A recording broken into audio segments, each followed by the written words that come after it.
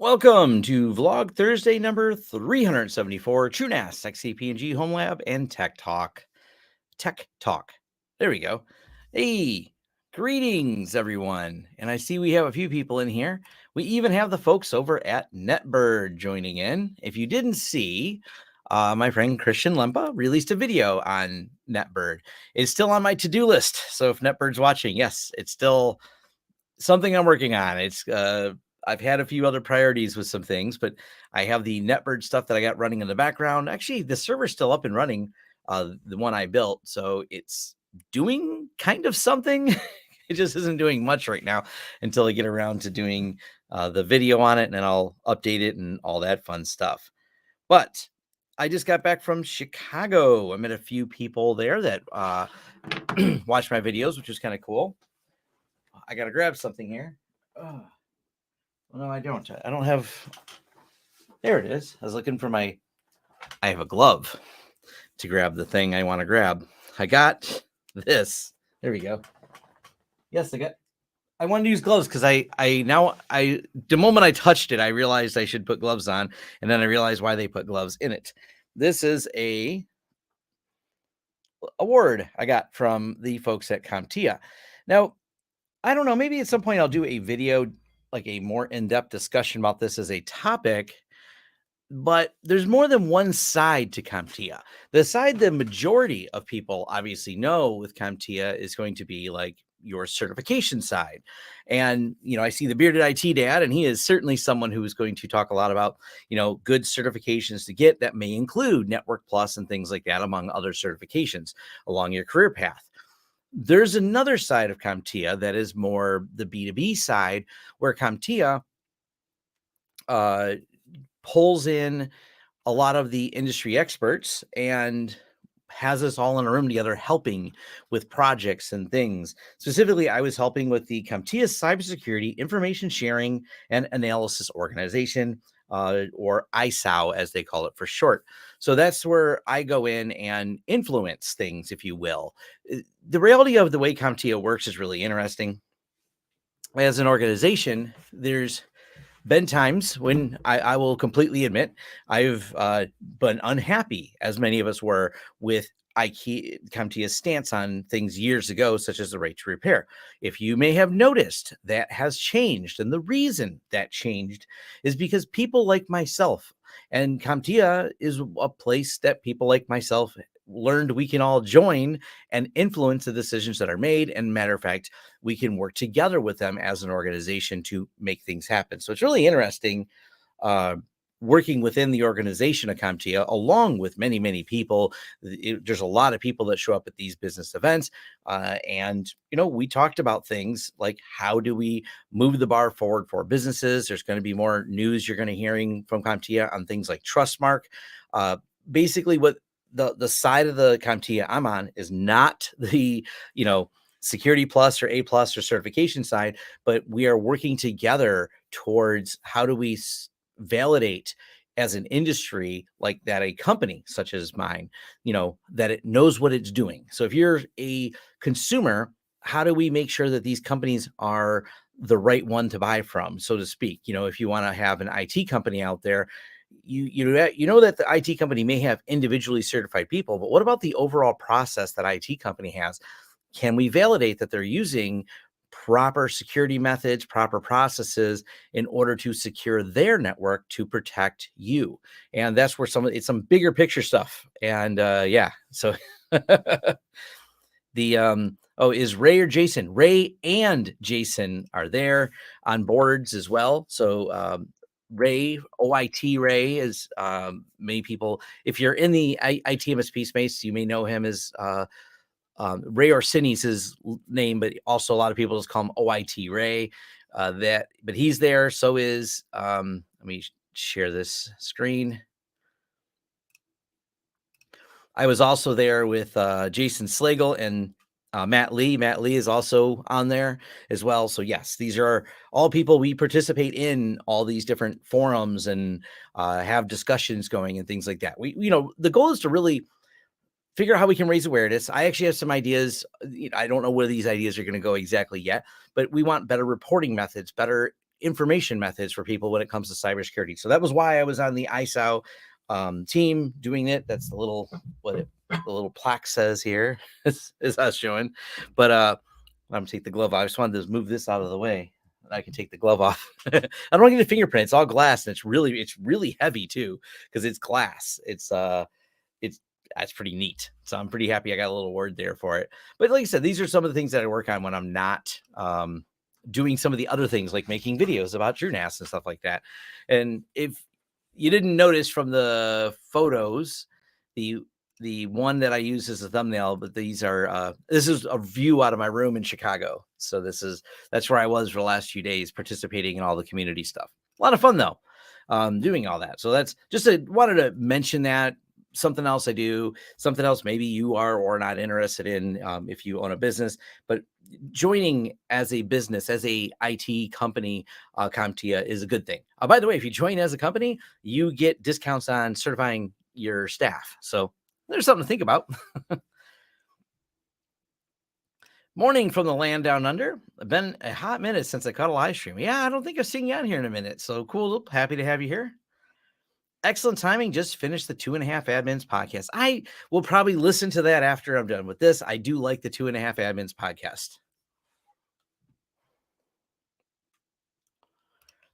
Be there this weekend and celebrate Paint Patrick's Day and the UniFi conference. Yep. I was planning on being there for the UniFi conference as well. That's on my list for, that's like next week, I think. I know it's like just got back from Chicago and I'm going to go back to Chicago. I'll probably drive again. I drove there. Detroit to Chicago's, I don't know, 3.5, 4 hours. It's not that far of a drive. By the time you go to the airport and deal with all the airport things, it's not that bad. Of course, there's also the train as an option. I can take a train from here to there. And I thought about doing it because I've never taken the train. It just seems novel. I've never really gone anywhere on a train. So maybe I'll take the train. Not sure. Back over to the other fun things I'll be talking about. One of the things I want to do next with XCP-NG.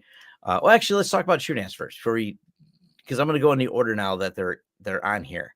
So take the train. Jason takes the train. Jason took the train out there. But I finished shuffling around all the things on my TrueNAS. I finished a video where I showed how to replace a boot drive in a TrueNAS. So those things are complete. It's a 9-hour drive to Chicago for Cody. So yeah, that's definitely that's a big difference there. This is the one thing that I was told as well is the delays from the train can be a pain. And that's a nice thing when I have a car, I just kind of wander around. I didn't go directly home after I was done at the event. I went and made several stops. That's one of the reasons I like driving is because I love not being on the freeway and driving to random places. So that's part of my reasoning for wanting to, I'll probably end up driving again is because I'll pick places along the way and then stop on there. Oh yeah. Yeah. For Cody, you don't want to deal with the border crossing and things like that as well. Cody's coming from Canada. Back to the TrueNAS system. I rebuilt, this is the 45 drive server that was running TrueNAS Core. I finally got rid of TrueNAS Core. It's not that I really had a reason to other than I just wanted to use scale. So I'm using it on a larger system. So I went ahead and reloaded this one with scale because I needed to rebuild all the data sets on it. This particular drives, I should say, these devices, we have, how much storage is in this one? I think it's about 200 terabytes. 217 terabytes of storage on there. We have 203 available left because I've only got 6% used on there. But this was a system that I just had to rebuild. Now, something interesting is I have a few drives in here that kind of give me some drama. And I don't really understand why, but they are weird because they work. Unless you scrub them, then they stop working. So that's been kind of a weird puzzle. Maybe if I load them up enough, they will. But one of the things I've been doing to figure out which drives are which was I take them in and out of service. You can swap them in and out. So if you look at your disks, one of the things you can do here, let me zoom it in to make it easier to read, is you can add notes to drives. If you click edit, there's a notes section. This drive gives errors when scrubbing. It's a weird problem I ran into the on the TrueNAS. It's just kind of weird. It's like it works. I loaded the data, but then when it ran a scrub, it just keeps giving random errors. But when it's not scrubbing, it doesn't give an error. And then the error count goes to 0. So when it does the scrub, the drive like drops and comes back in and resilvers and works. Drops, come back in. It's kind of a weird puzzle because the smart on the drive is fine. There's not another error message on the drive. That's what's got me so puzzled when I work on this, because smart, you can run this tests on it and the smart test results are good on it. So we don't, it all successes on the smart, but it keeps giving an error when it resilvers. These are some of those weird, quirky problems. And I might do another video on it just to show that these are things that happen, but I don't know if that video is valuable outside of what I'm just talking about here, because I don't have a solution other than don't use that drive. But before I do that, I'm actually taking these drives out and putting them in another system to see if I can reproduce the same thing in another system. It's been a real head scratcher for me, because if you look on if we go to the storage, you see that I've got 3 unassigned disks. I have 3 spares right now. Well, technically 2 of them are the ones that give errors. The other ones are not. I've already shuffled them around in different locations. It's not a location problem. So I thought maybe I just had a problem with the slot they were in. Nope, not at all. You can shuffle these around. When you hit scrub, they start giving errors. So it's just kind of a weird puzzle. So they're going to go in another machine. I'm going to try, as I have another 45 drive server, I'm going to put them in just to see if I can repeat the problem again. Definitely weird. The smart is fine, but ZFS is properly reacting to something there. Black plane issue, cable issue. Yeah, like I said, that's why that's my first thought was move them around and see if I can repeat the problem. And it doesn't seem to matter where they are. They always give the error.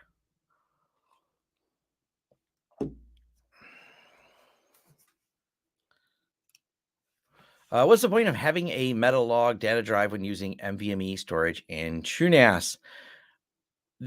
Well, it's part of how the data is stored. So they each, your data VDEVs versus your metadata versus your slog drive, they store data differently.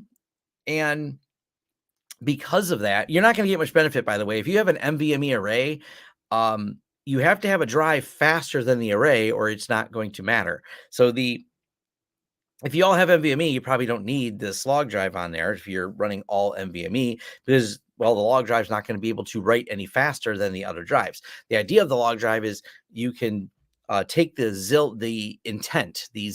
I have a video on this, and write it to that drive so it can go to the others. Wendell actually just did a reasonably recent, maybe it's been a few months ago, maybe even longer, of talking about using the Optane drives for that because they have a really high queue depth. So you can get a series of writes on certain Intel Optane drives, the ones he talks about in his video. So that does make sense to do it because you're then streaming the writes back out to the other drives.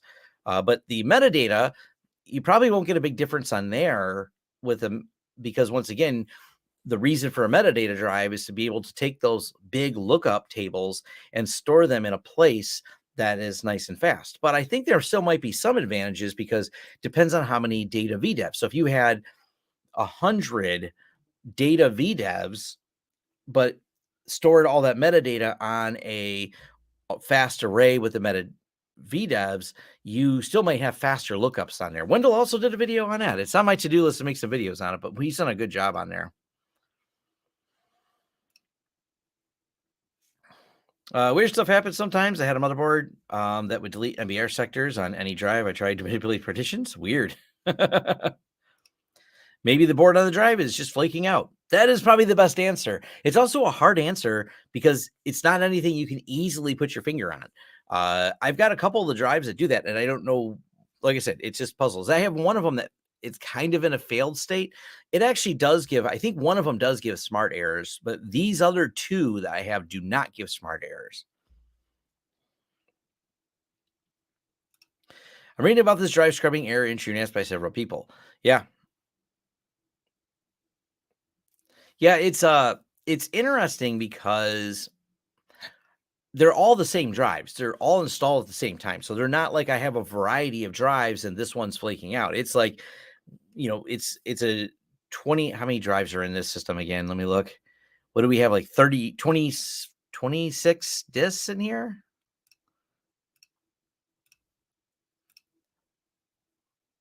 Yeah. There's like 26 drives. They're all the same drives, but 20 or 27 drives, they're all the same. Two of them are unhappy, and it doesn't matter where you put them.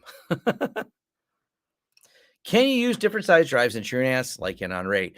Now, Unraid and TrueNAS work incredibly different from each other. So the answer is it depends. I have a video called Imbalanced VDEVs. You can set this up. There is a way to do it.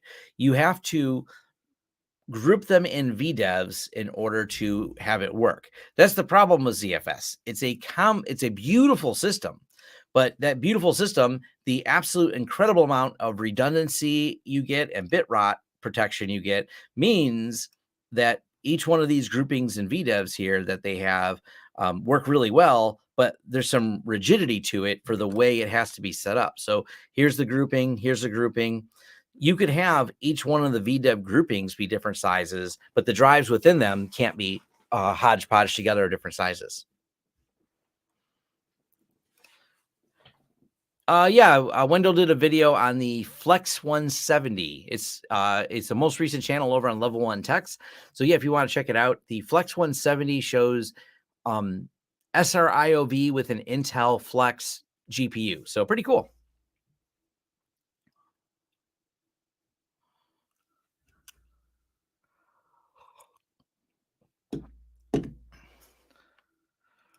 What Linux OS would I use for Tailscale and home network? Any? Debian is my answer for everything. So if it's a server, I'm pretty much, with some exceptions, I have a couple because there's some requirements for Ubuntu, but Ubuntu or Debian are my go-to server OSs. And almost all the time I prefer Debian. I had a scale issue where SMB shares would deny access for 7 days, change permissions to groups rather than users. Fixed it. Weird.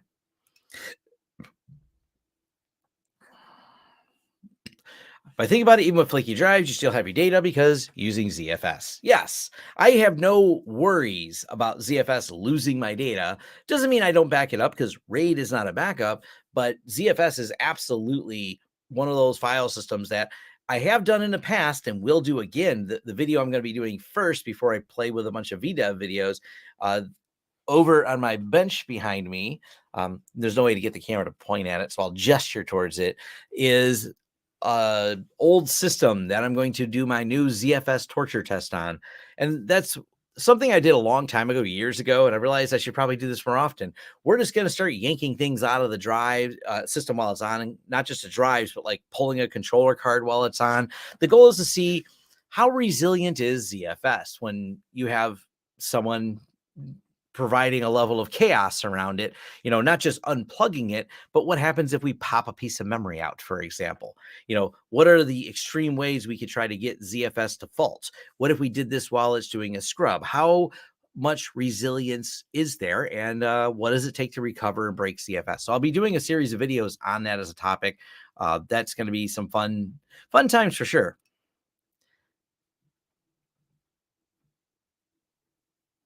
Yeah, the power cable is not an issue with the 45 drives. They're all on a powered backplane. Um, the way the backplane works in there, the drives all get the same power, and also moving the drives around. Yeah, that's definitely not, because I can move the drive to a different location and repeat the problem. It can't be it can't be a power cable issue. How do you run TrueNAS? Always bare metal. I always prefer TrueNAS bare metal. It's not that you can't pass a controller through. I just did a video on pass through. You can pass it through an XCP-NG and work it that way. Not my preferred way to do it, though. All my TrueNAS servers right now are 100% on bare metal.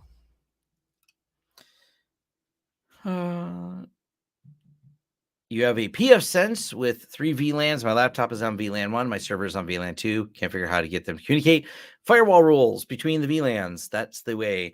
I've got a like getting started with pfSense, I've got like a small business pfSense setup video. I talk about VLANs and rules between them in that video.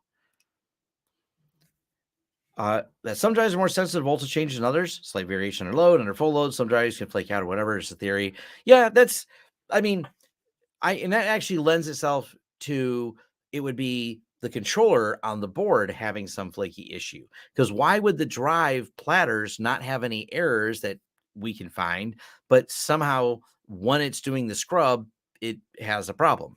It also, now, I mean, it's almost saturating. When I was moving the data around on this, I was hitting just about the peak of the 10 gig. I was moving about, 8.9, 8.8 gigs. It was really fast as far as all the data movement, but that never seemed to trigger it. It didn't trigger until the scrub. That's just so weird about it. What's the best way to do a TrueNAS backup server? Does it need to run 24/7 like the main server, or is there a way to have it run backup snapshots and then turn off? Well, there is no facility within TrueNAS to power it up and down. You would have to come up with a script to power off your TrueNAS and then come up with something like Wake on LAN to power it on. There's nothing built into TrueNAS for it. But if you are worried about the power that it consumes, then yeah, you would have to just build your own scripting for that. There's nothing inside of TrueNAS to do that, though. Well, I mean, TrueNAS has the ability to run scripts, so I can't say there's nothing. There's just, that I know of, there's not an option to just turn off a TrueNAS, like say, hey, turn off at 9 p.m., but turn back on tomorrow at 9 a.m. I have a new used drive that is reporting device SDH 5 uncorrectable sectors in TrueNAS. Should I return it now? Ran bad blocks for 5 days, same results. Yeah, if you have bad sectors on it, I would replace it. That is, I mean, have I seen drives that only ever developed a couple and then seem to run forever with those couple? Yeah, but usually that's indicative of a drive in pre-failure. If there's a few bad sectors, you usually start seeing a few more pop up. That's an indicator that that drive may not be the best one to rely on.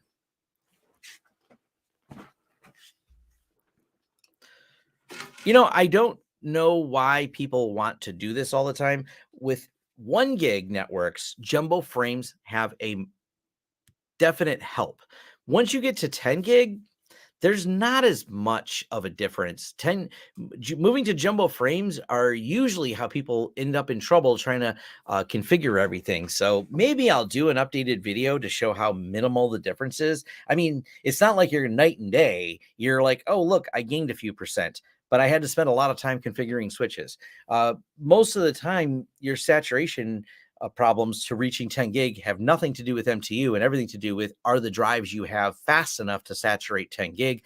Is the hardware you're using fast enough to saturate 10 gig? So the MTU 9000, it's not needed unless you're just running up to performance bottlenecks and you're like, okay, I need that last couple percent squeezed out. It's not like it does not double the speed. It's more like very incremental increase on there. Someone did the math on how that works, and I'll have to look it up, because I kind of want to do a video on it, because there is a math equation to why it works better at lower speeds, but as your speeds increase up to 10 gig and beyond, the MTU doesn't affect it as much with the modern hardware. Followed your video, and I have a rule for VLAN 1 and a source of VLAN 2 destination to pass, but it still is saying network unreachable. Not sure what I'm messing up. I'm not sure either, because that is having an allow rule is the way the data gets from point A to point B. If you're not supposed to route your storage, why do you have storage in a different VLAN? Don't do different VLANs, you route it between each other.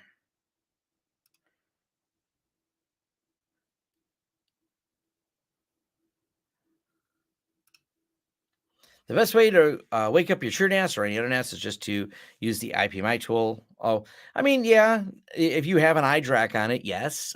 Wake on LAN will work as well if you don't have an iDRAC on there. Is there a way to send cloud backup storage to TrueNAS for backup? iCloud, OneDrive to home server? There's a few abilities. I don't, we can look, because why not? I'm here. We can look which are the ones that are in here. So if we go to credentials,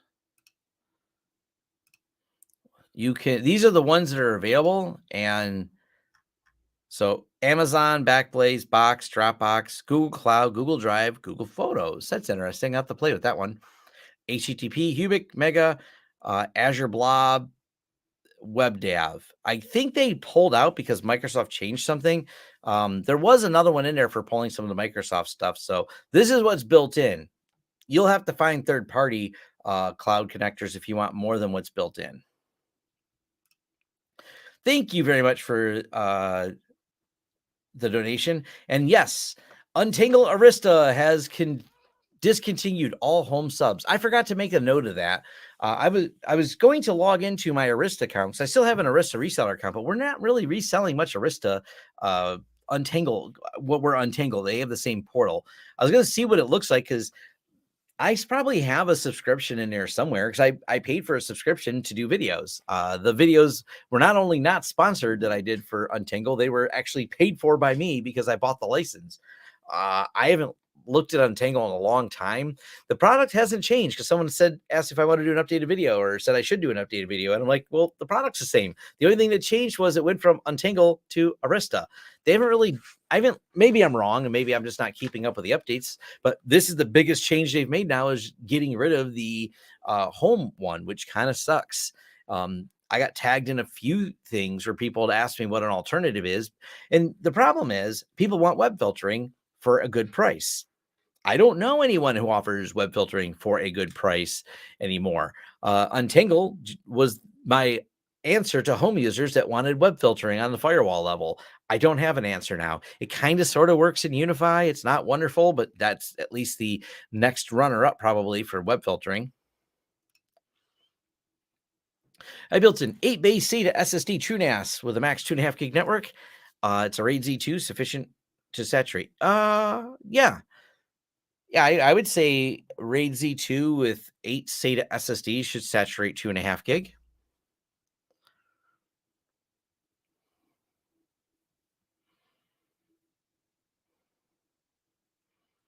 Greetings from Seattle. I want to host servers in a colo. Is there any suggestion you have for pfSense firewalls I may want to consider? Well, pfSense blocks by default, so you're not worried about them being open. Anything open is going to be things you did to open it. So that's one of the things I really like is that they lock things down by default. My consideration would be only open up what's necessary and not any more. That is where you can find yourself in trouble by opening up too many things. So you start with that. Everything's closed, then you decide exactly and only what you want to open and open that. I also have a video on PFBlocker. If you want to do GeoIP blocking and blocking Tor nodes, those are definitely good extras to do. So if you're going to lock down your pfSense, that's definitely a good way to do it.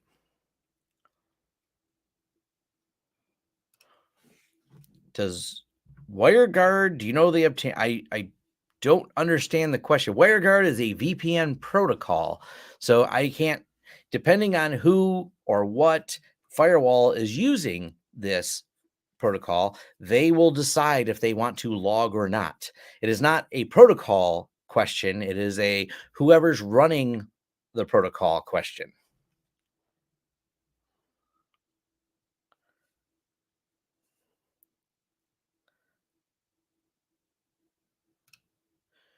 Jumbo frames depends on a protocol as well. For example, iSCSI versus NFS. iSCSI will benefit even at 10G higher speeds because the packet size uses.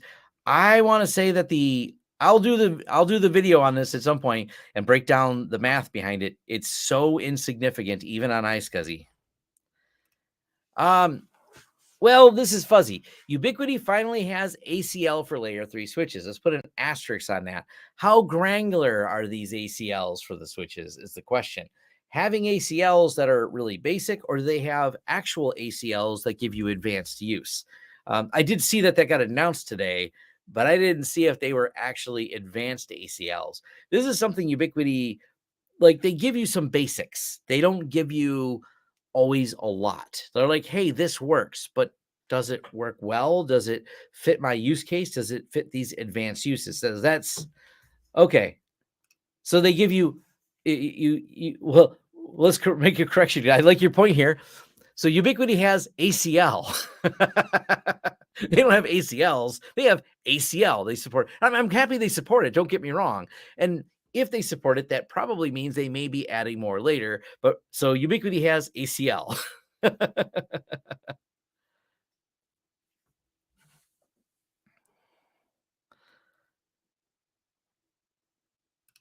Have you heard of Arakan's networking? If so, do you want a good laugh?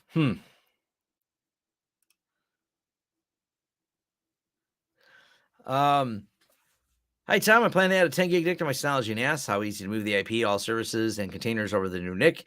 Anything to watch out for? It's been a while since I done it, but it was pretty easy. You add the new network. Um, I don't think you can set the same IP on two at the same time. I believe the system will invalidate that. So you'll have to change your main NIC to another IP, change your 10 gig NIC to the IP you want it at, and then it should work. It's been a while since I've tested that, but yeah.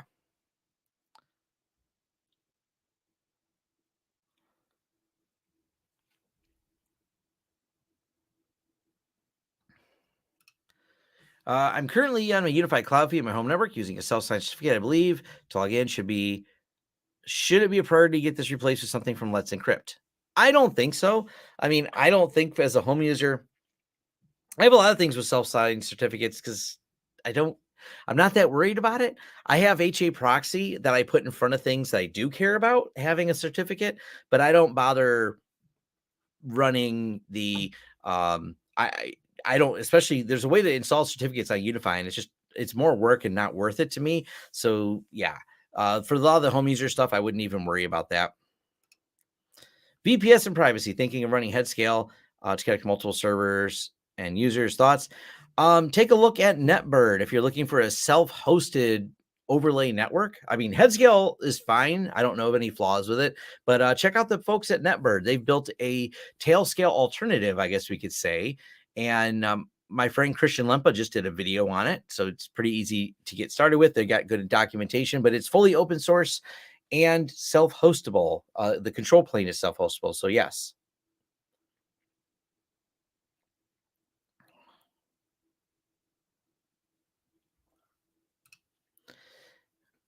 I'm a bit late today. High time and chat. Hope everyone's doing well. I saw the mention of the TrueNAS. Oh, I got a mention in TrueNAS. That's cool. That I'll have to look at the newsletter.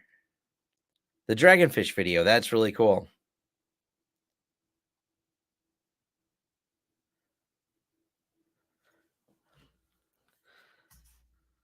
Yes, and Chris's point here: increasing MTU doesn't increase the throughput so much as it reduces the required compute resources to handle that throughput, including endpoint routers. So when you're looking at the MTU thing and adjusting it, are you looking at an article from 12 years ago? And are you looking at an article from today when we have different hardware that's running all this stuff? So that's one of the things that's probably why I should do like an updated video and a write up on it. It's on my to-do list, but that's kind of low on my to-do list.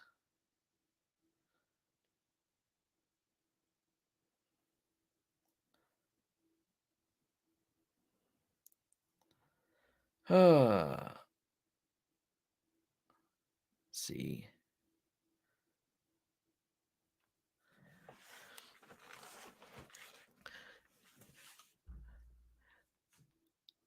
I'd seen someone maybe talking about the privacy. I think maybe that person was asking about the privacy VPNs, and I'm trying to figure out Arachnus. Oh, is an AV brand. You know, I think Linus Tech Tips did a really funny video a while back on making fun of all those AV companies. So yeah, there's a lot of I don't get it. Like, I guess there's a market to overpay for things. That's how the AV market works. I don't know much about it.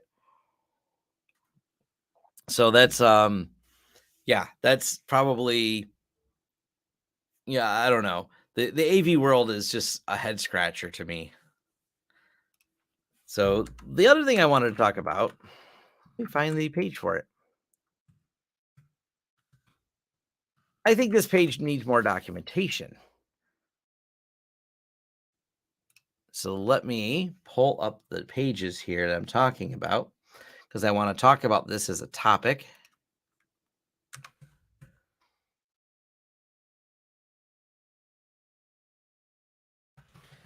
You should have. There we go. My XCP-NG notes.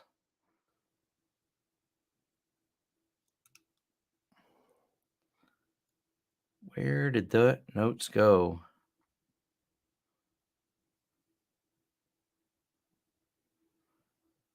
Huh. Maybe I lost that one or didn't bookmark it, I should say. Come on, where did these go? There we go. This is the one I want because I want to share it with all of you. This is still over on the Citrix side of the house. So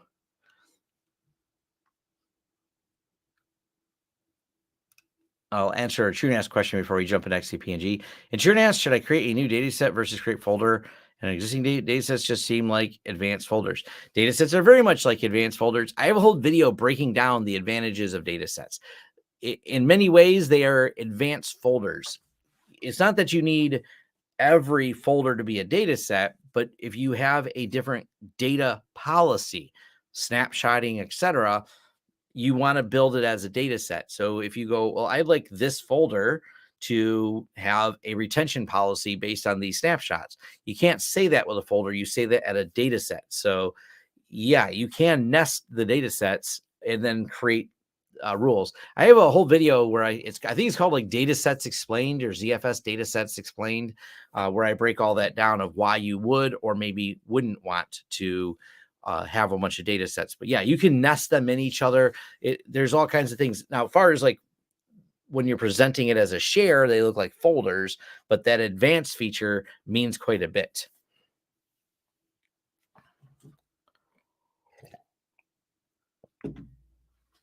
Yep, all these rules here. You can, but not limited to snapshot retention, ACLs, encryption, others. You can even have data sets that have passphrases on them. That way, if you have something really protected in there and you don't want someone to physically take the TrueNAS, you could set it up so you have to type in a password every time the TrueNAS gets rebooted to unlock that particular data set where it has your most critical data. I do that a lot. I actually use a lot of passphrases because it's the easiest way to encrypt the important things. That way, if anyone were to physically take one of my TrueNASs, they'd have to have the passwords.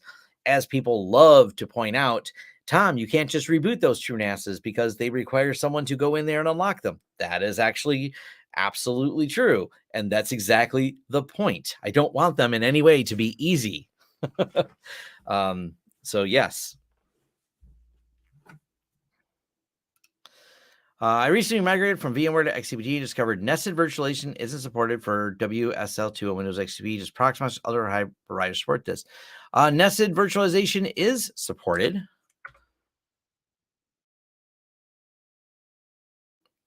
You can, on any particular VM,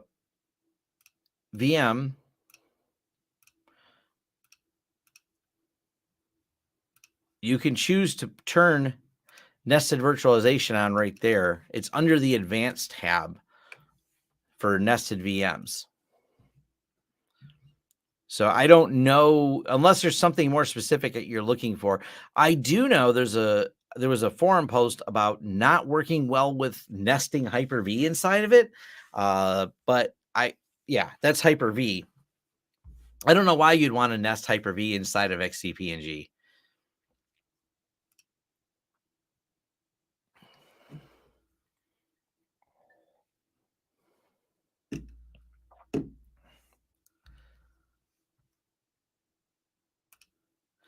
I'm setting up a 12 drive expandable 24 terabyte 18 pool. What beta parity configuration would you go with, considering primary use is getting editing, media share, 40 gig uplink, and 10 gig clients? You're going to get better performance if you start splitting them up in groupings of 6. So if you did like Z2 at 6, should get you good performance. You might want to do some testing, build it, test it, see if you can get the performance you're looking for if you did 12. 12 is a good size for Vdev, but of course, 12 is not going to get you any extra. You may not have quite the performance you want if you do it 12 wide until you get the next 20 to get all the way to 24 and then split it. But if you did it in 6, now you'll have 6 and 6 feeding it. And when you get more drives later, you'll have another 6 and 6, and that may perform a little bit better for you.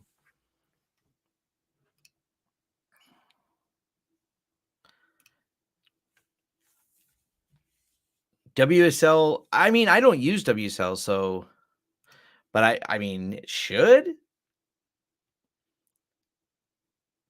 So it's some type of Hyper-V issue because because the WSL uses a version of Hyper-V. Weird. Huh. Interesting. I never use WSL. I just run Linux. That's been my solution. I mean, I don't have maybe the use case you have or the challenge you have with it. So yeah, Windows problems. That's for sure. But the other thing I want to talk about here, the command line interface with XCP-NG, which, yes, I'm going to share something from Citrix. This is you don't have to sign in or anything for this, but yes, this is on Citrix. There's actually a lot of things you can do. So I thought about making a basic admin guide that might be my next video on XCP-NG to show you how you can do a lot of things from the command line. And it's also handy when you're doing troubleshooting from the command lines. You're able to go through, modify. You can actually, and this comes up, and I think someone asked last live stream about this, talking about the ability to manage XCP-NG completely from the command line. And I'm like, yeah, there's a ton of commands. There's all kinds of things you can do from the command line that may not be fully exposed under the Zen Orchestra. So if you have some custom use case, for example, some of the pass-through things, I showed how to use the command line to add pass-through parameters.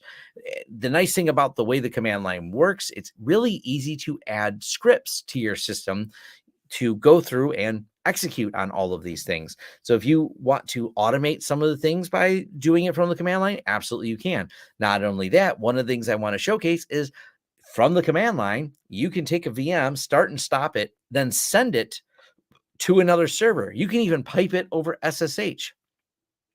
You can even pipe it over SSH across the VPN to another server. There's some really cool things you can do on there. So I thought about making kind of an admin tips and tricks and command line tricks that you can do for doing things all from the command line.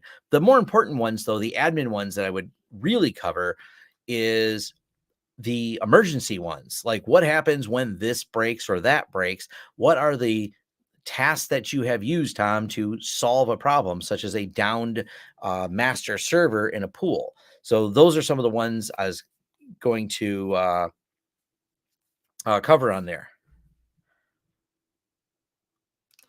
UUID is not a pain. UUID is much better, in my opinion. I don't consider UUID a pain at all.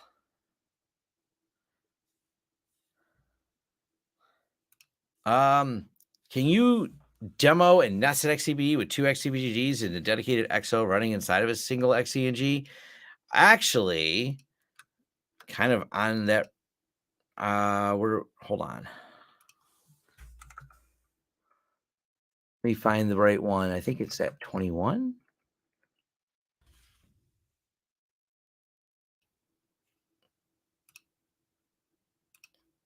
I can actually turn this one on. Here. I've already got one of them set up, so it's not hard to demo. You can load Zen server inside a Zen server. So and you can load Zen server inside a Zen server inside a Zen server until you don't have resources to run any more Zen servers.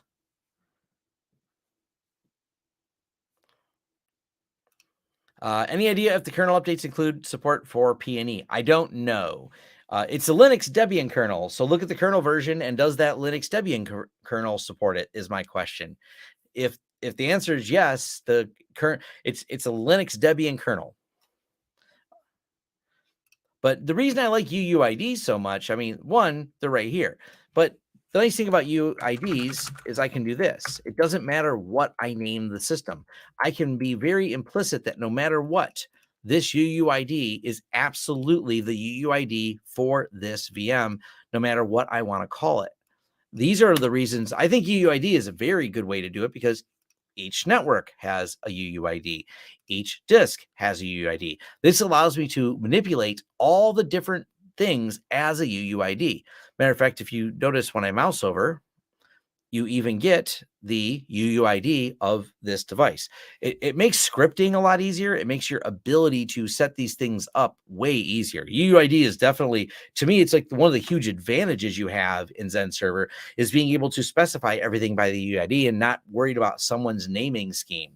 This is also why, and as I shown before in my production systems, you can put, the the little icons and everything inside of here because none of this matters. This is always based on the UUID and not anything else.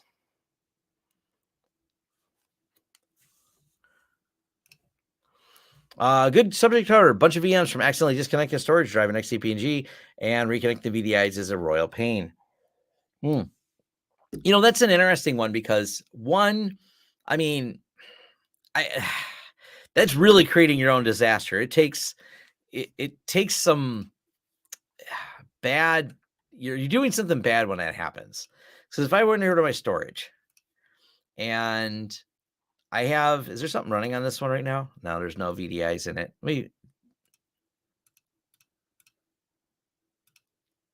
Okay, yeah, I got some on here.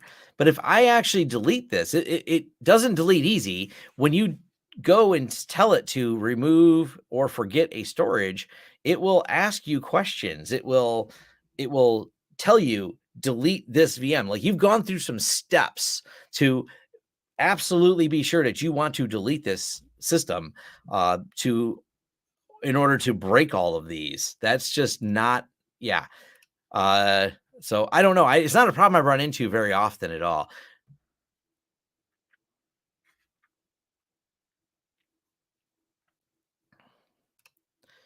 I too enjoy UUIDs. No information about the resource behind it. An identifier should only be used as a reference to the resource. Yes.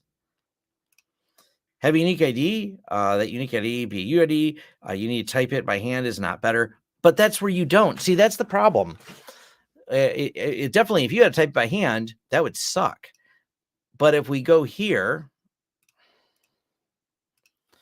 and, I can't make this one bigger.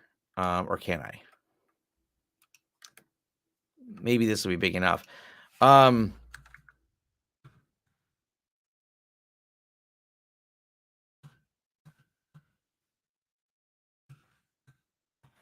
me look up one of the commands here to make it easier. What's a good command to run here? So if we did XEVM,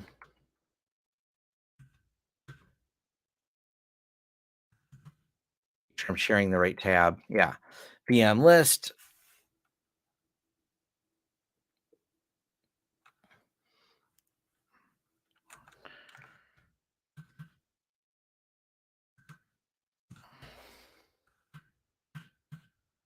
I can just tab twice and it will give me the VM. I can type 2 letters of it and tab again and it does it. So it's nice the fact that it works like that. You can have it autocomplete.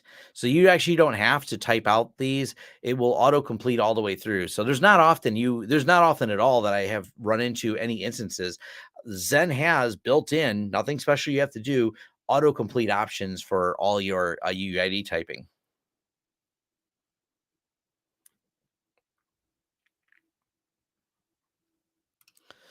The problem is that VDIs reference the storage, not the VM. So you suddenly have broken. Yeah. The warnings don't lend to the severity of the function. It makes you type out delete storage. Like if you don't know what you're doing, I mean, I feel like when you are deleting an attached storage and it makes you type out remove this storage and it gives you, I think it even has a warning that tells you that there's still drives on the storage. You have now gone to the point of beyond, I mean, at what point do we put bumpers around this thing?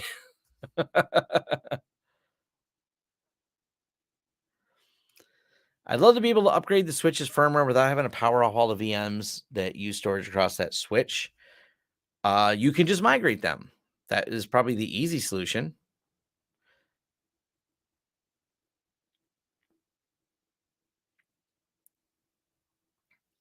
My whole week was made, but I discovered they have tab autocomplete for those. Yes. Yeah. There's a couple options here. So option A, go to the storage here, which I forgot which one it is. Do I have it on this? Okay. You can just do this. I can go enable maintenance mode, and it's going to stop these VMs. That's absolutely one of the options. So if I go in, enable maintenance mode, stops the virtual machines, no big deal. And then I restart them. Then, once it's in maintenance mode, any switches that need firmware updates, I can update. Option 2, migrate the VMs somewhere else. That is equally an option. You do not have to shut down VMs to migrate them. If you would like this VM, I have this Debian 12 VM running here. And if I want this disk migrated off of here, I just can choose another destination for it. Local storage, for example, and hit migrate. It'll move it from where it is to where I want it to be. The next option is architectural, because if you run redundant switches, you can actually take a switch out and update it, bring it back online, and then update the other switch. So if you have from an architectural standpoint, if you are running this in production, you'd probably want to, set up redundant switches and link bonding so you can go back and forth between the two different switches. When one of them is out getting a firmware update, no big deal. The data will traverse the other switch.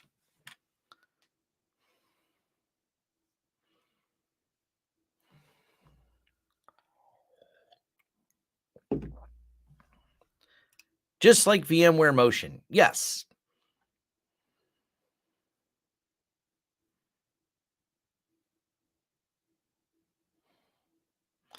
No redundancy, slow devices over fiber. Yeah. I mean, yeah, if you got a bunch of legacy hardware support, that's a whole different problem.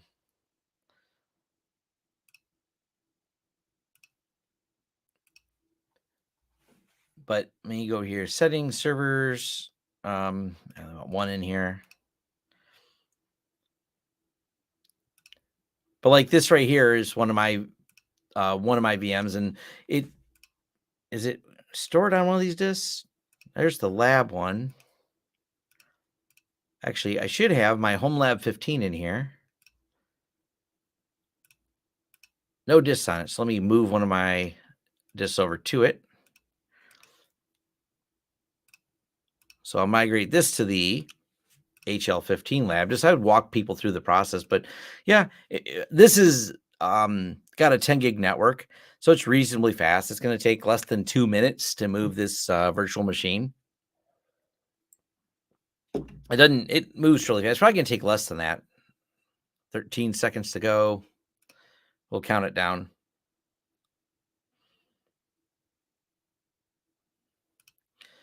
Yes, it's all validated. The Zen API validates all of it while it's moving. So yeah, there's no problems with, like, I have never had corruption when it's moving. It's never been an incident that I've had. I'm not saying it can never happen. Computers are how they are, and things can happen and things can go wrong, but it's not a problem I have run into at all.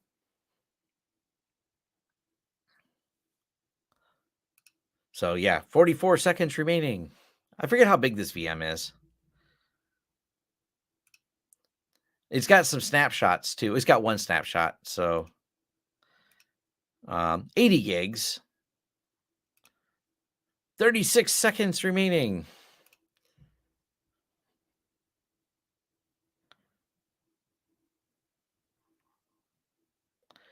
Is it possible to air gap within Zen a VM that only opens to a USB?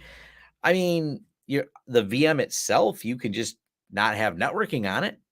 That's an option.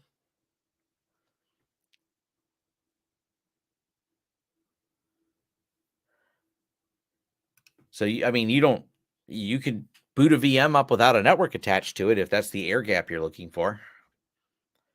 There are ways to do it.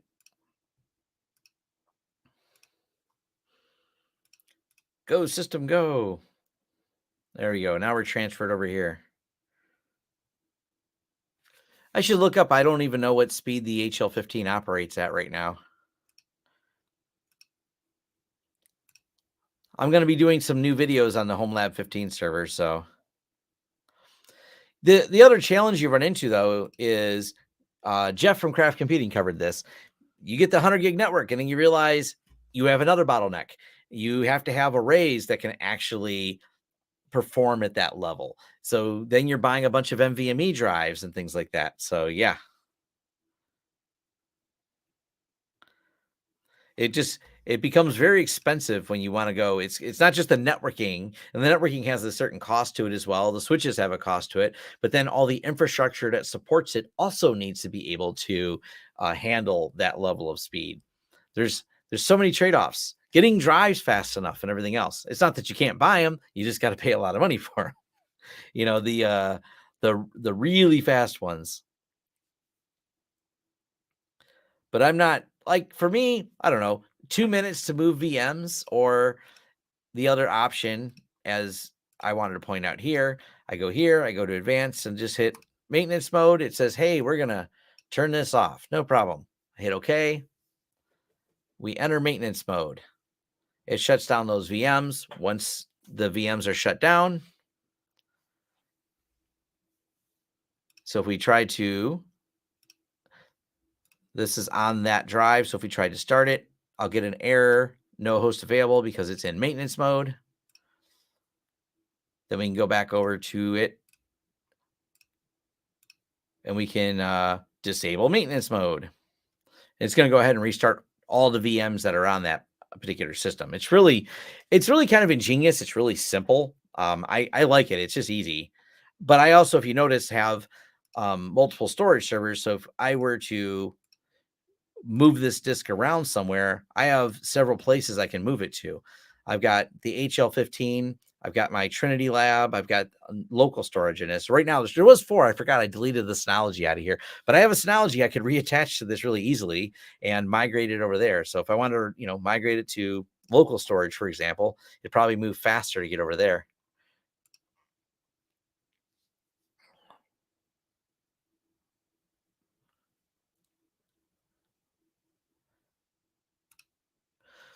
Three years it would take me to move or an overnight to get a VM, anything. Linux Create took me like 15, 20 minutes. Already hooked up Tailscale. Thank you. Nice. Do you know what could be the reason that my pfSense KVM VPS, I get max 200 megabit, one stream per CPU? CPU is more than sufficient. Hardware offloading. I don't know. When you start virtualizing pfSense, you run into a lot of those things. So there is some chance that there is some incompatibility with the virtualizing of it. Do you have any recommendations on how to speak to a CPU to run? I mean, the question is, what's your workload? This particular system here, this host, I have a video on it, but this is just an AMD 9500X. Works fine for what I'm doing here, but I also have, if I go to settings, servers, I'm actually shocked at how good Zen works on this one. So if we go back over to hosts, this is an AMD Ryzen 7 73035H with Radeon graphics. Works fine on this one too. I'm actually running quite a few things on this one.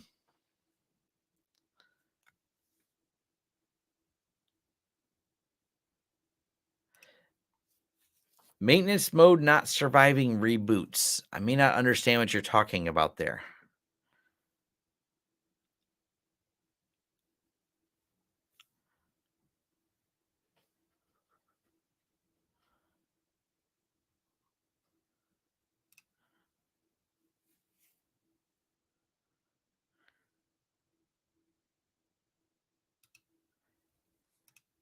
Yeah, I mean, are you saying that if I put we can try this. I can try this in my lab.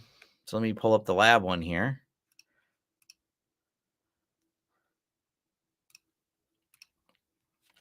And we want to put something in maintenance mode and see if it works. So, all right, if I enable maintenance mode, it'll stop these VMs. So let's go ahead and do that. I should make sure these VMs are working first. I may have rebooted all kinds of things. Well, actually, what we'll do is I'll take it out of maintenance modes and see if they boot back up. So disable maintenance mode. Let's see if they boot up. I just want to make sure they're all working before we do this. Okay, they look like they're all booting. So I'll wait till they all boot back up and then we'll shut them down again. And then you say if I reboot the server, there's a problem.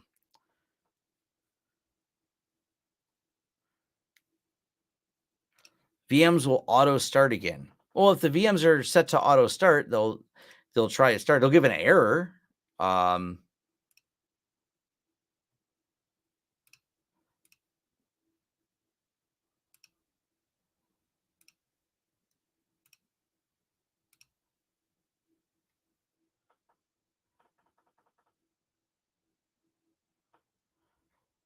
So let's go ahead. Oh, I should have left that. Well, we'll just leave these ones on. What is this one doing? Oh, it's probably the Windows one taking so long. Windows is probably doing something in the background here. So maintenance mode, reboot host. Got it.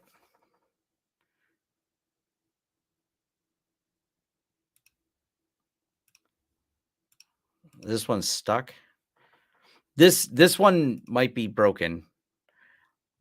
It's looking for a very specific network that doesn't exist. I'm going to force shut down. Yeah. This one I don't want run. That one's a different one, but these are running. So I got 2 of them. So that's enough for an example here. So if we go over here to the disk, we have 2 VMs are running. AO maintenance mode. Hit OK.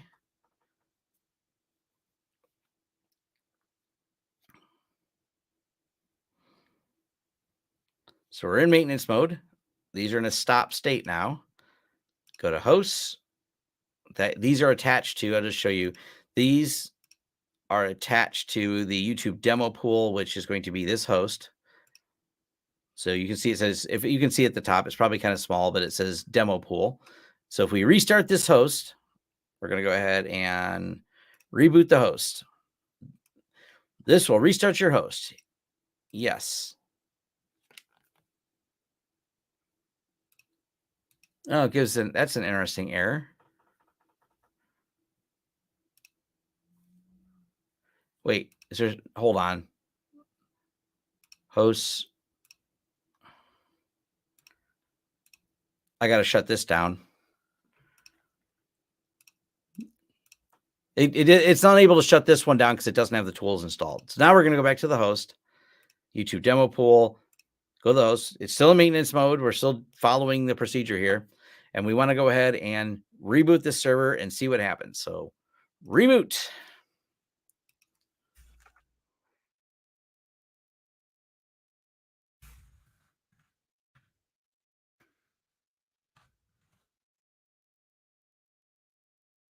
We'll watch it reboot. I actually have a KVM on it, so we can watch that.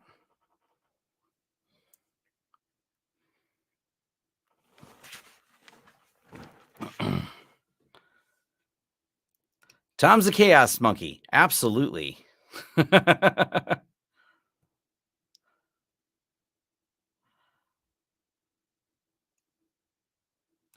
Okay, so I need to set them to restart. All right. So we'll do it once without telling them to auto restart. And then we'll do it again and tell them to auto restart, which they'll probably just give an error.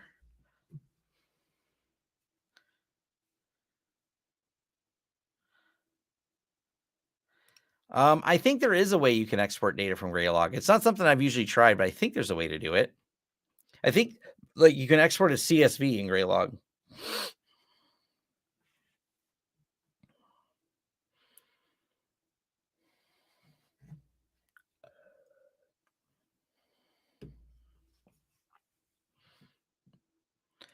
I mean, if you have someone that wants it in some completely different format, it's just running Elastic on the back end. So query the Elastic server and you can get out whatever you want. So you can just grab all the data from Elastic from Graylog. Yes, this is the Bly KVM. All right, so this is now booted back up. Undo this again. Well, we got to wait for the server to attach. We'll just force it. There we go. There's those. This is still in maintenance mode. So now the next test is to turn on auto boot.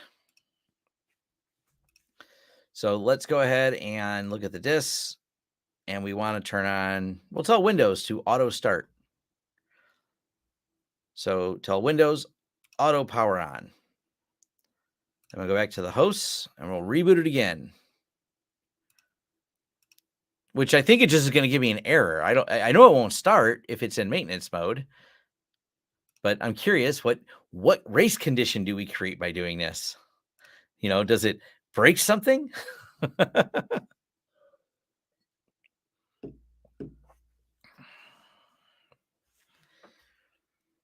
I've never set. I already did a video on how to do pfSense auto backup. I've never used any auto backup scripts for TrueNAS because I never felt the need. I don't change my NAS enough. When I set up a TrueNAS or when I make changes to it, I back it up.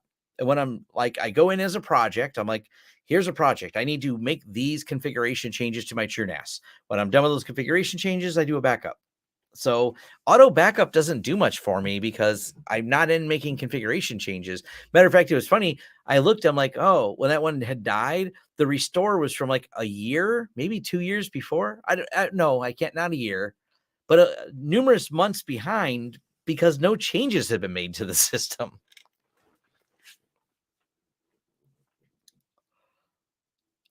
So yeah, that but I have one on pfSense, so that I do have. pfSense has that feature built in for auto backup. I've used TrueChurch from time to time. I try to stick with just the TrueNAS apps. I don't run that many apps on my TrueNAS, so it seems okay. I've definitely had some disagreements with the way they implement things because they keep talking about using the PVE instead of the host storage, but I've had people that lost all their data because they don't understand where their data is. So I've definitely had some complaints about it, about the way they implemented things. All right.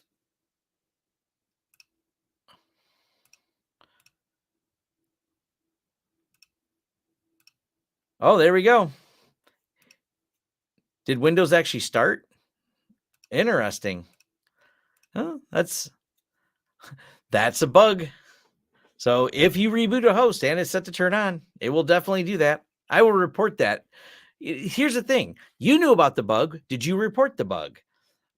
I didn't know about the bug because I never think to, while it's in maintenance mode, to reboot my host. So I guess the question is, this is the problem. These conditions exist because no one reported them most of the time. So my question is, did you report it? And if not, then okay. I mean, if you reported it, awesome. They'll get around to it. It's probably not a high priority bug because of all the times I've used maintenance modes, there are 0 times while using maintenance mode, I also thought to reboot my host. I just never thought to do that. And I'm assuming that's probably how this bug became because no one ever thought to do it.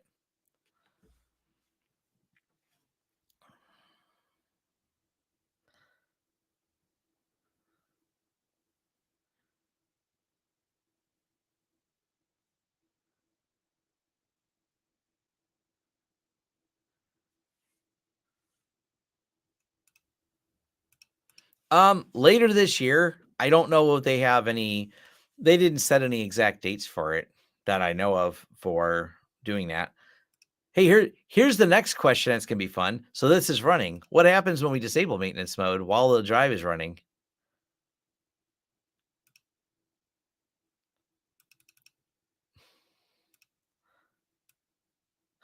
No host available, but they're all still running.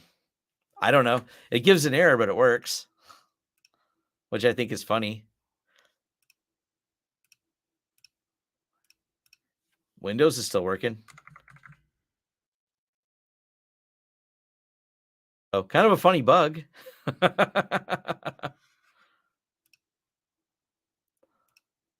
Yeah, Windows is fine.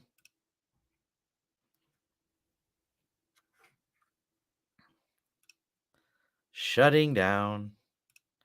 This one's working.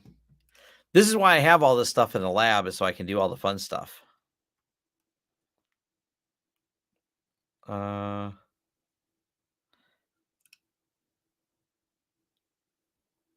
This one should get an IP address now.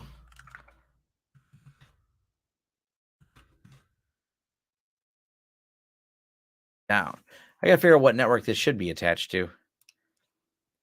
That feels like the right network. Do not use feels like the wrong network.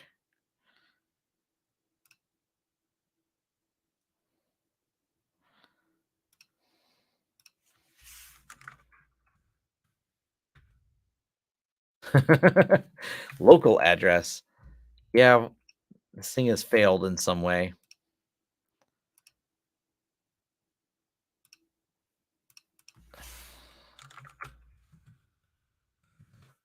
See if rebooting it fixes it.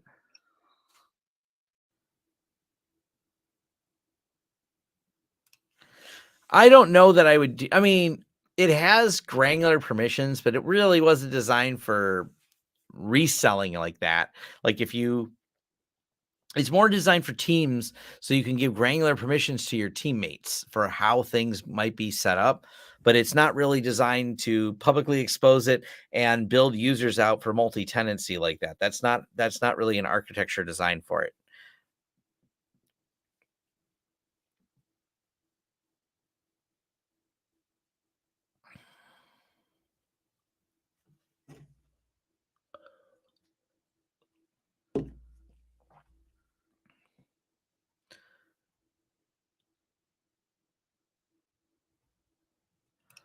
You're having performance issues with your Iron Wolf 4 terabytes and a mirror.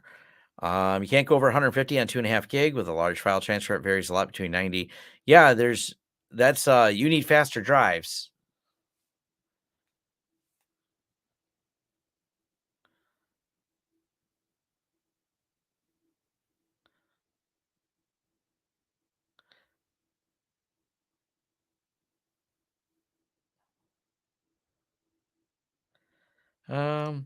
So you can't take it out of maintenance mode because the host is available even though the VM is running. Race condition. Yeah. Like I said, it's yeah, definitely it's an odd problem. Like I said, I mean if you can, and I forgot to put this up earlier, but you can email things to Blog Thursday. If you can email me where you posted it, I will follow up. I'll bump it and suggest that auto power on get disabled because that's the simple solution for this is auto power on be disabled when excuse me, when it's in maintenance mode. I mean, it's an easy fix. So yeah.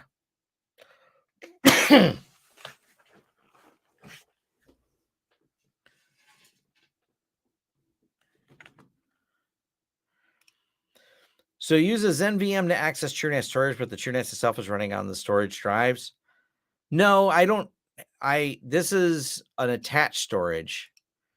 So this is an NFS on my TrueNAS system. TrueNAS is running is a physically separate server. Should I enable auto trim for an SSD pool?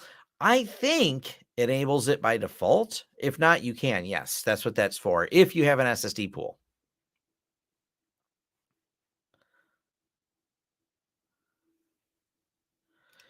Okay, so as a private ticket, yeah, I try to post these publicly because that way, one of the advantages of posting publicly on their forums when there's a problem is more people get to chime in and go, hey, I have that problem too. And then Vates can go, oh, look, lots of people talking about the problem. I guess we should fix the problem.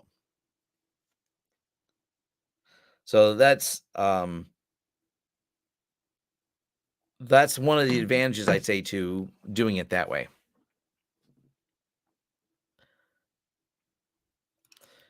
So it might be a new related problem. Yeah, I mean, if there's not a public forum post that you're aware of, I'll take the time to write one. I go in there and will note these issues.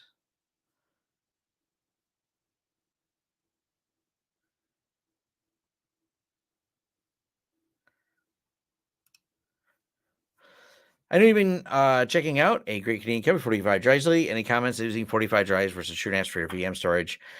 We use a lot of 45 drive servers. And I actually talk with them a lot. They're just a great bunch of people. Besides making a cool product, they're also good people. But it kind of depends. We have 2 petabyte storage servers that we sold to a client that are 45 drives XL60s that do run TrueNAS. We actually have quite a few TrueNAS servers that are built on 45 drives hardware because the client knows knows that software very well. So there's no issues on doing it. But if you have certain needs, we also are a reseller for IX systems. So if you need a single system with a level of redundancy, we do resell the IX system hardware for those circumstances.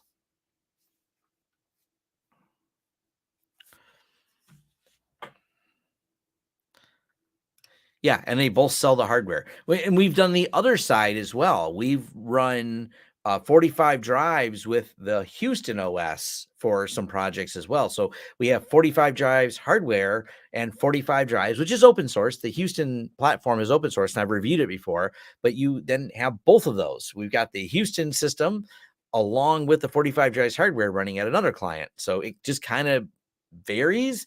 There's not like a one size fits all. Matter of fact, that's one of the things that I think really makes us a little bit different as I meet other people in IT. Too many businesses are very cookie cutter. They only sell a solution, which also means when you come to them, their solution is the only one they're willing to offer. They're not willing to try a different type. They're like, we only sell this. We've got blinders onto all other solutions. And that sometimes doesn't lend itself well, which literally one of the reasons this other client is spending so much money with us, we're not even their primary IT. Their primary IT has such blinders on about what they do that we keep winning all the bids because they, for the way the company operates, we'll just say they are required to submit this up for bid, which means their managed IT provider bids on it and we bid on it. We keep winning it because we actually have solutions that they want. The other IT company does not.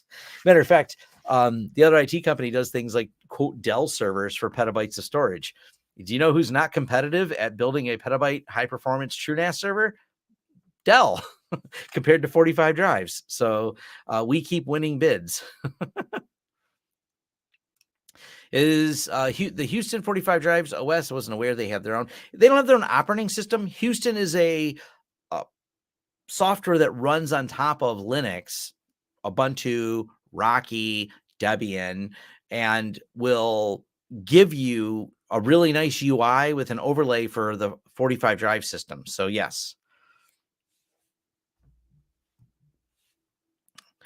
They do have people who run Windows on 45 drive servers. That's legit something that happens sometimes.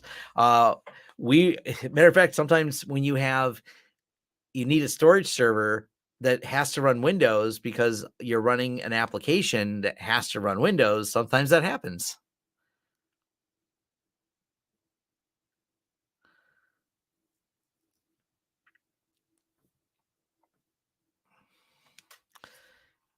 Yeah, I'm having really it's one of the reasons I moved so many things to TrueNAS Scale. It just works. Does Houston offer redundant HAZFS? There's not really an HAZFS. That's the challenge. There's not, if you're trying to talk about like ZFS itself is not Ceph. Ceph is a file system, a distributed file system that would allow you for high availability between servers. ZFS isn't designed that way. So there's not an HAZFS option. Now, what there is a HA option where, and I've covered this before with the IX systems hardware, where you have like dual motherboards controlling the system that allows for a failure of a motherboard, but they have a backplane that is specially crafted so all the drives are the same. So it's a very different thing, but you can use like Houston and Ceph, and this is 45 drives. Like they're really, really good at Ceph. That is part of their engineering team. So 45 drives will offer you a multi-system Ceph storage with redundancy and resiliency. I tried to put those two words together. It didn't work. Redundancy and resiliency.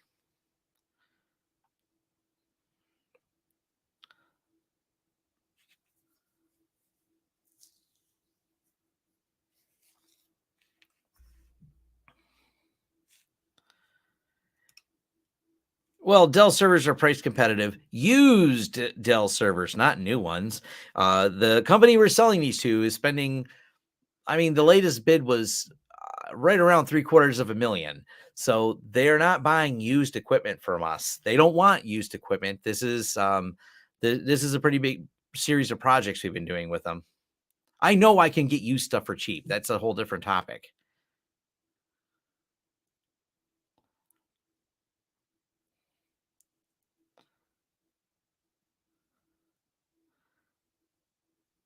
Houston's more of a control plane. I would say that, yeah.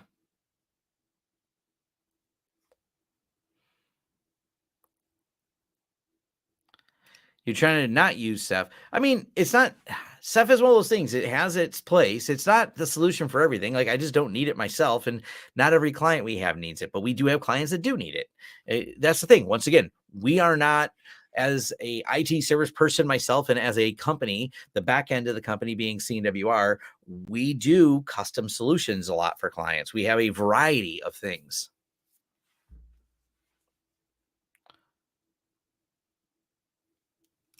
There is no horizontal scaling right now of TrueNAS scale. It was designed to be a scale out solution. Unfortunately, they chose Gluster. Gluster did not scale out very well. Gluster more or less got abandoned. So abandoned is the best way to describe the current status of Gluster. It does exist. It's just not very active. There's still some community around it. So I don't know what they're going to build in next.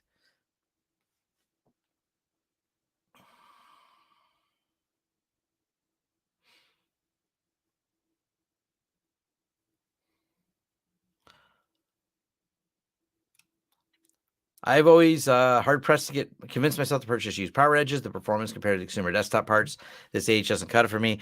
Yeah, it comes down to whatever your use case is. Just curious, how are you connecting storage your XCP to your office? I assume fiber, but just curious. DAC cables. The systems. Matter of fact, hold on. I have a video on this. I can share with everyone.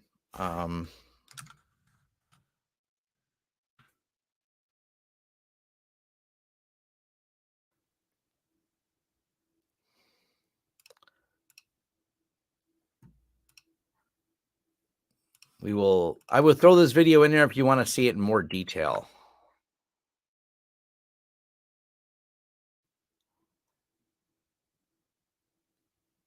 But yeah, they're all just DAC cables. The fiber goes across the building, or across to the other racks. So we do have fiber between the racks, but inside the racks themselves, it's all DAC cables.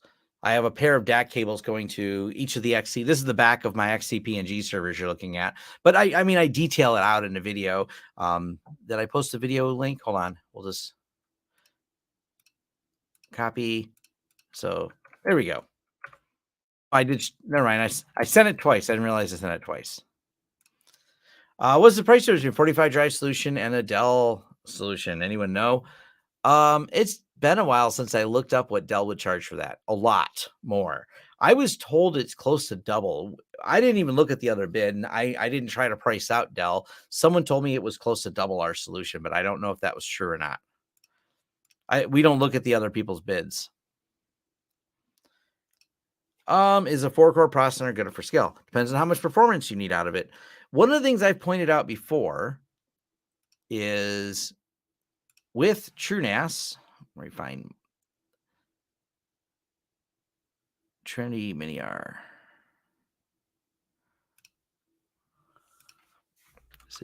Gotta remember what IP address is for this one.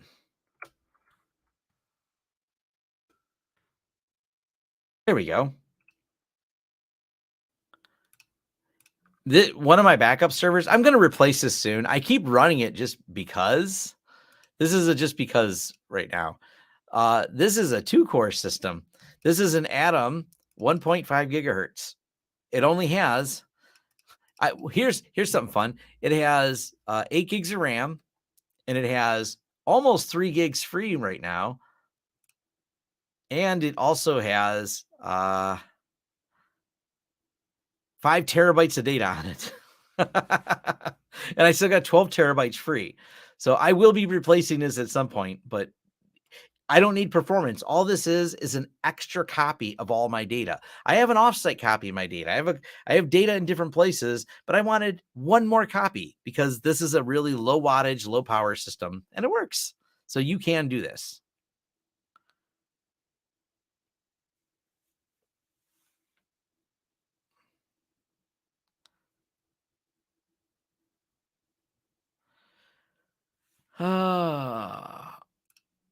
What do you like to use for endpoint backup for your clients? Ideally, something local network storage. Business-wise, we use Veeam. We're a Veeam company at CNWR.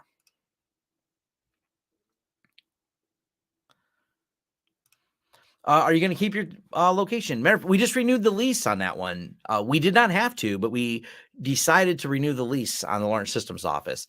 For now, we're going to keep it until we don't really use it anymore. A few of the people work out of that office, so we don't really have any reason to get rid of it right now. There's only a couple of people working. There's 3 or 4 people that work out of the Lawrence Systems Southgate office. But I don't own that building, so it is a lease. We do own the building in Toledo. Well, Jason owns it. The building in Toledo is one where it is, and I've done a brief tour of it. I need to do an updated tour of that building as we make some more enhancements to it. The Toledo building is much, much bigger. I think it's like 6,000 square feet, maybe more. It's a 3-story building we have in Toledo right now.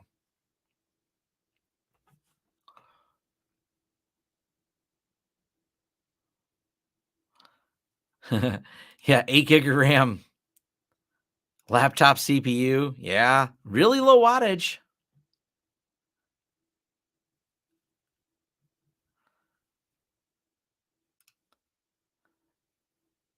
It's all set at default.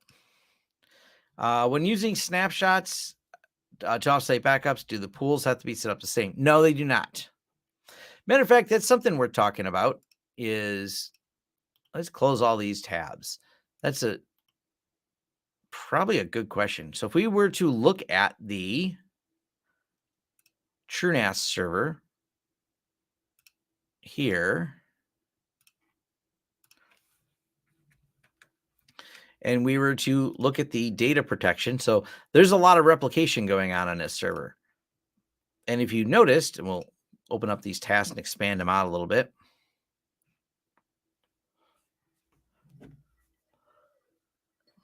So they're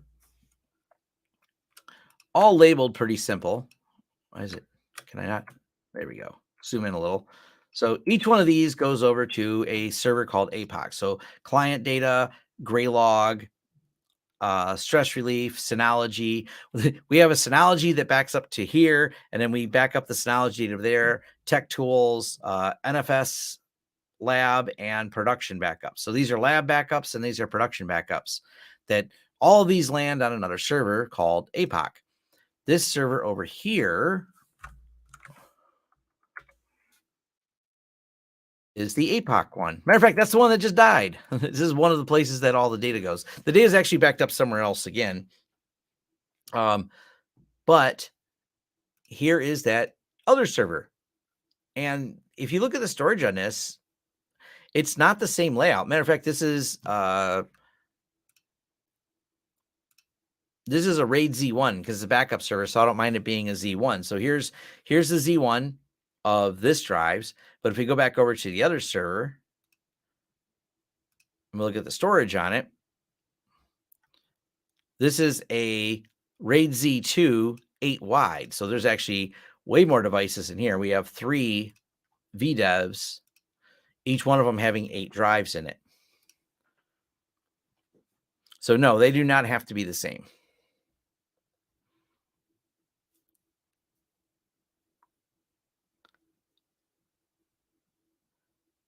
Let's see.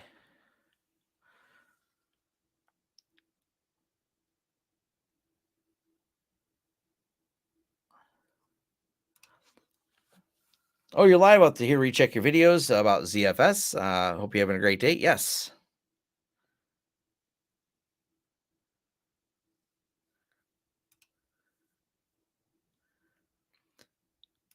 Yeah, the enable Cove backups.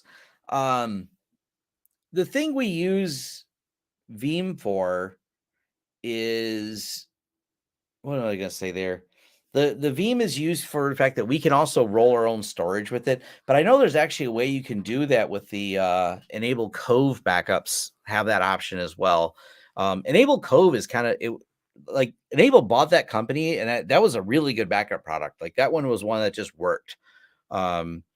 There were some bugs in it a couple times, but overall they were good at fixing them and getting things going.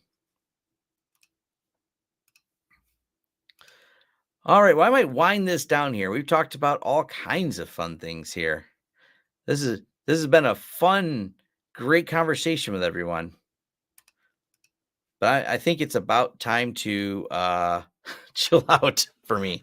My voice is, man, a couple days of traveling in Chicago and talking to everybody. My voice is a little bit hoarse. It's not terrible, but it was. That's another nice thing about riding the car. So, yeah, the backup server is RAID Z1. I'm fine with it. It gets the job done. It's nice because I have more than one backup copy. I've actually got multiple copies of it. So I don't worry about it being a Z1, but my critical stuff is a minimum RAID Z2. If it's really critical, it'll be RAID Z3.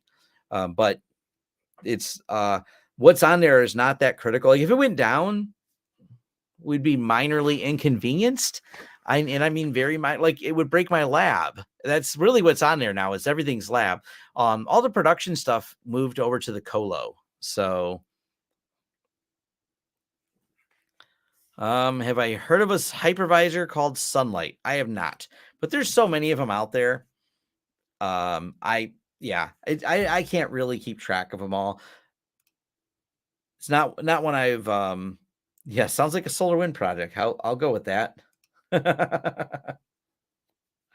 But nonetheless, I'm going to get back to it. I'm going to chill out a little bit here, and I got stuff around me that needs to be done. I need to work on those next series of projects, which does include the Zen admin video that I'm going to work on, Zen CLI. And if I here, I'll share this again in case anyone didn't see it earlier.